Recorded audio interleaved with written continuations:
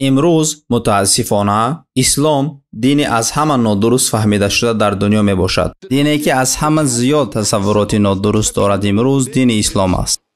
و یکی از سببگاری اساسی این تصورات نادرست عاید این دین من میگویم وسایط اخبار عامه می باشد. امروز ما در وسایط اخبار عامه بین المللی تبلیغات بدنام کننده عاید اسلام را می‌یابیم. در روزنامه ها، مجله های بین المللی، پایگاه های پخش نوارها، شبکه های محاوره‌ای و اینترنت تبلیغات بدنام کننده عاید اسلام است.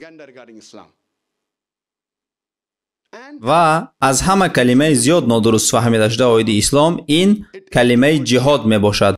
آن نه تنها از طرف مسلمانان نادرست فهمیده شده است بلکه به سبب مدیا از جانب غیر مسلمان ها هم غلط فهمیده شده است. امروز زیادی آدما چه مسلمان یا غیر مسلمان آنها فکر میکنند که هر جنگی که از طرف مسلمانان با هر سبب با چه منفعت شخصی باشد، چه برای نام باشد، چه برای شهرت باشد، چه برای ننگ باشد، چه برای زمین باشد، چه جنگی که از طرف مسلمانان می شود جهاد نامیده شده است. جهاد معنای یگان جنگ از طرف یگان مسلمان برای یگان سبب را ندارد. جهاد از کلمه عربی جهاد گرفته شده معنای سعی و کوشش کردن را دارد. در متن اسلامی جهاد معنای سعی و کوشش و مبارزه بر ضد خواهشات بدی خود است.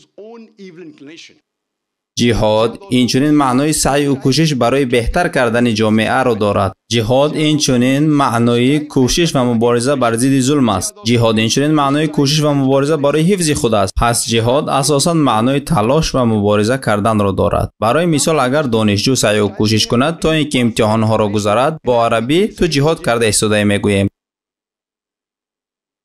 پس جهاد معنای سعی و کوشش را دارد. امروز زیاد از شرق شناسان کلمه جهاد را همچون جنگ مقدس ترجمه می کنند.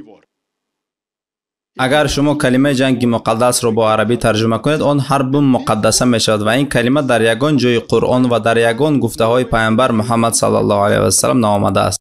این کلمه جنگ مقدس اگر شما کمی به تاریخ نظر کنید بار اول از جانب صلیبی ها استفاده شده بود. وقتی صلیبی ها با زوری مجبور میکردند تا دین نصرانی را قبول کنید و متاسفانه امروز آن برای مسلمان ها و اسلام استفاده می شود.